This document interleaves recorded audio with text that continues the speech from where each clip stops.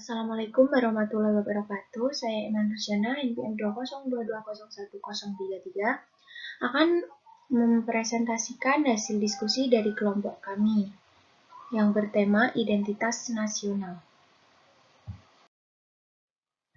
Untuk anggota kelompok kami atau kelompok 1 yaitu Ilmi Mahrus, Marta Eki, Anjali Putri, Karimah Famawati, Akidya Rahayu, Aisyah Bila Cherry, Alia Kansa, Alia Sinta, Kofi Aprila, Citra Larasati, Emma Nurjana, dan Emilatul Kiptiah.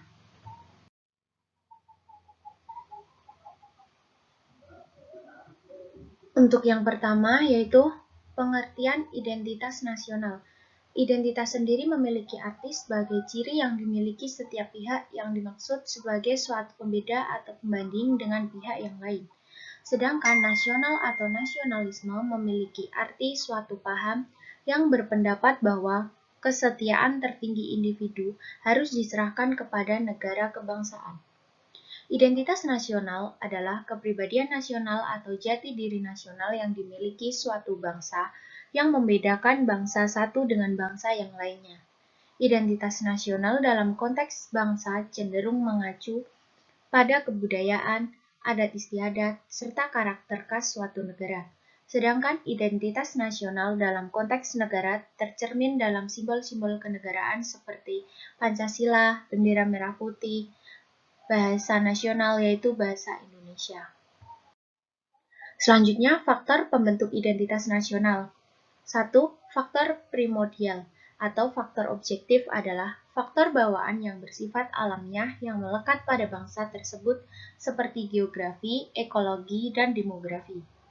2. Faktor kondisional atau faktor subjektif adalah keadaan yang mempengaruhi terbentuknya identitas nasional. Faktor subjektif meliputi faktor historis, sosial, politik, dan kebudayaan yang dimiliki bangsa Indonesia. Selanjutnya, sifat identitas nasional. Identitas nasional merupakan jati diri bangsa yang bersifat dinamis dan khas, yang menjadi pandangan hidup dalam mencapai cita-cita dan tujuan hidup bersama. Bangsa yang tidak mampu mempertahankan identitas nasional akan menjadi kacau, bimbang, dan kesulitan dalam mencapai cita-cita dan tujuan hidup bersama. Selanjutnya, unsur-unsur identitas nasional. Agama, Pancasila sila pertama menyebutkan ketuhanan yang Maha Esa. Hal ini menggambarkan bahwa Indonesia merupakan negara yang menjunjung tinggi nilai keagamaan dan ketuhanan. Kebudayaan, dengan berbagai macam budaya yang dimiliki oleh Indonesia, menjadi salah satu ciri khas dari negara Indonesia itu sendiri. Bahasa, tidak semua negara memiliki keanekaragaman bahasa seperti yang dimiliki oleh Indonesia.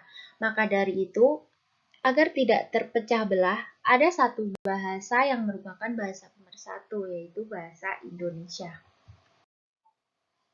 Selanjutnya, bentuk-bentuk identitas nasional. Bentuk negara yaitu kesatuan, bendera negara yaitu merah putih, lambang negara adalah Garuda Pancasila. Untuk selanjutnya, faktor penguat identitas nasional, sejarah, cara pandang, dan adanya rasa kesamaan cerita menjadi amunisi dalam penguatan identitas nasional kesukuan. Gerakan evolusi memiliki efek pendorong karena tujuan dari banyak penulisan sejarah atau berpotensi menyatukan. Ikatan kekerabatan dalam membina kerukunan antar umat beragama, memiliki fungsi media pemersatu antar umat, serta berfungsi sebagai spirit dalam melakukan kegiatan kemasyarakatan. Tokoh dalam sejarahnya, kemerdekaan Indonesia telah banyak dimotori oleh para tokoh bangsa yang memiliki andil dalam usaha kemerdekaan bangsa Indonesia. Untuk kasusnya, mulai abad 21, perkembangan teknologi menunjukkan perkembangan yang pesat. Namun, masyarakat Kampung Naga masih mempertahankan adat dan budaya leluhur dan menghindari peralatan-peralatan modern. Walaupun di tempat lain telah digunakan berbagai produk teknologi, baik dalam hal informasi, transformasi, transportasi, dan berbagai peralatan lainnya. Namun produk-produk teknologi ini tidak digunakan oleh masyarakat Kampung Naga, seperti yang telah dijelaskan pada bagian sebelumnya. Salah satu produk teknologi yang sampai sekarang masyarakat tidak mau menggunakannya adalah listrik. Walaupun pemerintah, khususnya pemerintah Kabupaten Tasikmalaya, telah berulang kali menawarkan fasilitas itu, namun masyarakat Kampung Naga tetap menolaknya. Para sesepuh Kampung Naga khawatir jika jaringan listrik masuk ke Kampung Naga akan merubah kehidupan masyarakat dan meninggalkan tradisi, adat, amanat, dan wasiat dari leluhur. Keberadaan listrik diyakini akan merubah gaya hidup masyarakat Kampung Naga, seperti gaya hidup yang selalu menggunakan. Masyarakat Kampung Naga akan membeli peralatan rumah tangga yang memakai listrik seperti televisi berwarna, alat untuk menanak nasi, dan lain sebagainya. Jika ini terjadi, maka pada akhirnya akan timbul kesenjangan yang berujung pada kecemburuan sosial. Selain jaringan listrik, penggunaan gas juga tidak akan ditemukan pada masyarakat Kampung Naga. Bahkan, ketika pemerintah mengeluarkan kebijakan konversi minyak ke gas, bantuan kompor gas beserta tabungnya ditolak oleh masyarakat Kampung Naga. Hal ini karena masyarakat Kampung Naga percaya bahwa kebiasaan memasak dengan menggunakan tungku dengan bahan bakar kayu adalah adat kebiasaan dari leluhur mereka. Selain itu, jika penggunaan gas dilakukan pada kegiatan memasak, maka kegiatan memasak dengan menggunakan tungku akan segera ditinggalkan dan tidak bisa diwariskan kepada anak cucu mereka.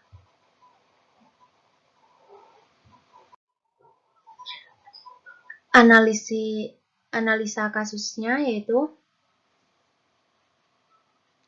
pada kasus tersebut dapat dilihat bahwa dampak perkembangan teknologi tidak mempengaruhi kehidupan di Kampung Naga yang tetap mempertahankan budaya leluhur dan tetap melestarikan budaya terdahulu. Penolakan terhadap masuknya jaringan listrik sebenarnya bukan semata-mata masyarakat Kampung Naga tidak menerima teknologi atau adanya ketakutan bahaya kebakaran jika terjadi hubungan arus pendek listrik, tetapi mereka menjaga agar tidak terjadi kecemburuan sosial di antara masyarakat yang kemudian dapat berpengaruh pada pola interaksi mereka. Hal ini karena secara filosofis, amanat leluhur masyarakat Kampung Naga menginginkan tidak putusnya tali persaudaraan di antara warga masyarakat Kampung Naga.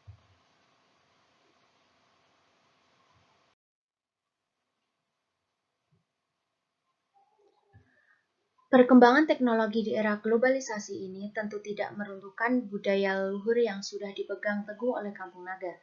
Berpegang teguh dengan amanat leluhur untuk menjaga budaya di Kampung Naga dan dengan keyakinan dan niat dari para masyarakat di Kampung Naga, membuat kampung tersebut hidup dengan tentram dan aman tanpa ada segala bentuk teknologi canggih di era globalisasi ini. Dengan terjaganya salah satu budaya yang dimiliki Indonesia membuat identitas nasional bangsa Indonesia tidak runtuh maupun memudar. Berbicara tentang identitas nasional tidaklah lepas dari karakter negara yang berpacu pada nilai-nilai yang terkandung dalam Pancasila yang merupakan asas suatu negara. Seperti yang tercantum dalam fungsi identitas nasional, yaitu sebagai alat pemersatu bangsa dan juga identitas negara tersebut, di mana dengan adanya Kampung Naga dengan berbagai budaya dari leluhur yang masih bertahan, hingga sekarang menjadikan Kampung Naga menjadi salah satu pengingat dan juga alat pemersatu bagi bangsa Indonesia sendiri. Dan juga tentunya sebagai merek pemersatu keberagaman di Indonesia, serta untuk memperkenalkan Indonesia kepada bangsa lain. Dengan tidak tergodanya masyarakat Kampung Naga dengan canggihnya teknologi di era globalisasi seperti listrik, kompor gas, televisi, dan lain-lain, menunjukkan bahwa sebagaimana canggihnya teknologi tidak dapat melunturkan budaya yang sudah tumbuh sedari dulu dan sudah tertanam di hati para masyarakat Kampung Naga. Dalam permasalahan perkembangan teknologi di era globalisasi ini, tentunya kita sebagai warga negara Indonesia harus dapat memilah dan menyaring mana yang sesuai dengan kebudayaan di negara kita. Dalam masalah ini, kita harus lebih memahami identitas nasional agar tidak mudah tergiur dengan budaya dan hidup budaya luar yang masuk ke Indonesia dan memberikan dampak yang negatif. Sebagai warga negara Indonesia sudah semestinya kita melestarikan budaya dari para leluhur dan dapat bersikap objektif dengan budaya kita dan juga budaya leluhur.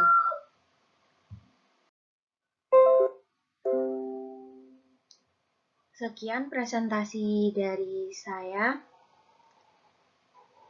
Kurang lebihnya mohon maaf. Wabillahi taufiq walhidayah. Wassalamualaikum warahmatullahi wabarakatuh.